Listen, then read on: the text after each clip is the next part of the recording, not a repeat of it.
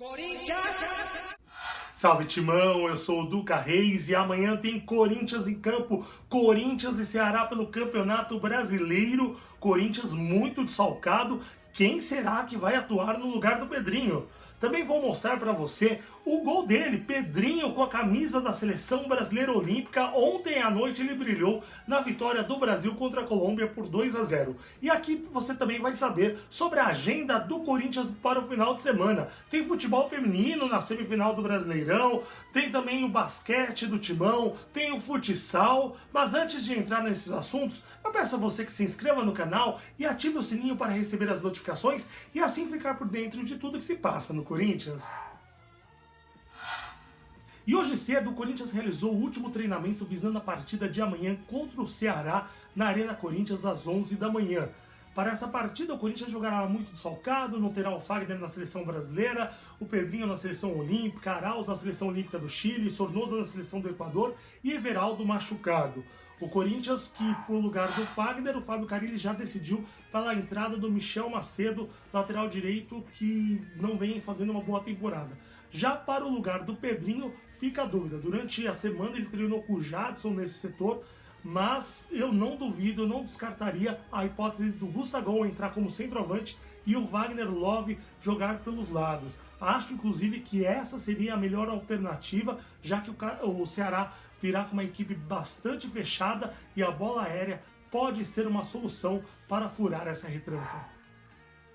E por falar em Pedrinho, você verá aqui o gol que Pedrinho marcou ontem à noite com a camisa da Seleção Brasileira Olímpica contra a equipe da Colômbia. O Brasil venceu por 2-0 e o menino do Timão acabou abrindo o placar.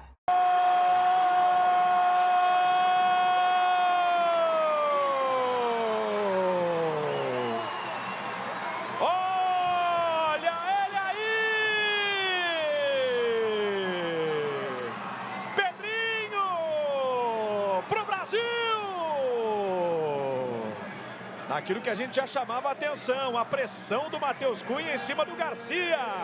O goleirão bateu roupa, não aguentou o sufoco do camisa 9 brasileiro.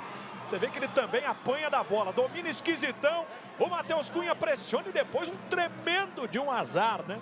Escorrega na tentativa de defender o chute de Pedrinho. E o Pedrinho tá jogando no meio, a posição que ele mais gosta, que ele já pediu pro Fábio Carille para jogar nesse setor, mas o Fábio Carille prefere que o Pedrinho atue pelo lado direito. De qualquer maneira, jogando na ponta direita ou na meia esquerda, o Pedrinho é sem dúvida nenhuma o melhor jogador do Corinthians na atualidade.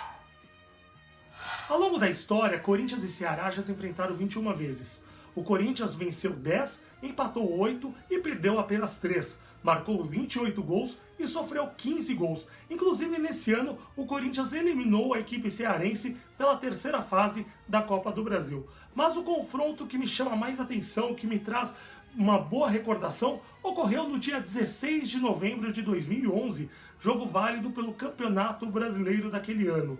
Faltavam 4 rodadas para terminar o campeonato, o Corinthians dividia a liderança com o Vasco da Gama, um campeonato muito difícil. No mesmo horário jogavam Corinthians e Ceará lá em Fortaleza e o Vasco enfrentava o Palmeiras. As duas equipes estavam empatando, os dois jogos, melhor dizendo, estavam indo para o empate. Quando, faltando mais ou menos uns 10 minutos, o então técnico do Corinthians, o Tite, olhou para o banco de reservas e viu Adriano Imperador e viu Catito Ramírez, o peruano Catito Ramírez. E o Catito Ramírez era um jogador que estava queimado com a torcida corintiana, porque quando ele estreou com a camisa do clube, ele estreou bem na pré-Libertadores, no jogo contra o Tolima. Ele entrou com 1 minuto de participação, ele acabou agredindo o adversário e foi expulso, deixando o Corinthians na mão, sendo fundamental para a eliminação vergonhosa naquela pré-Libertadores daquele ano.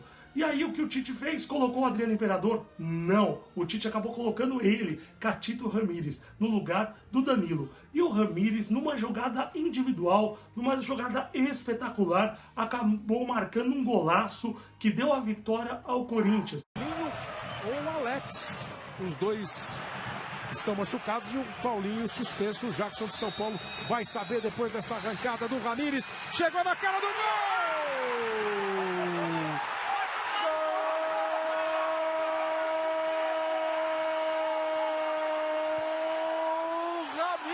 é o nome dele, do Corinthians.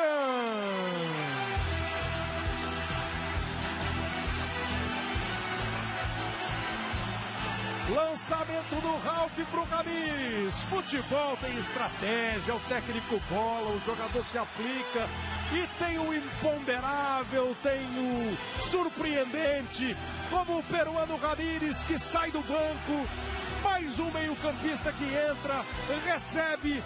Com esse resultado, o Corinthians abriu 2 pontos para cima do Vasco e assumiu a liderança isolada do Brasileirão para não mais perdê-la e ser campeão brasileiro de 2011.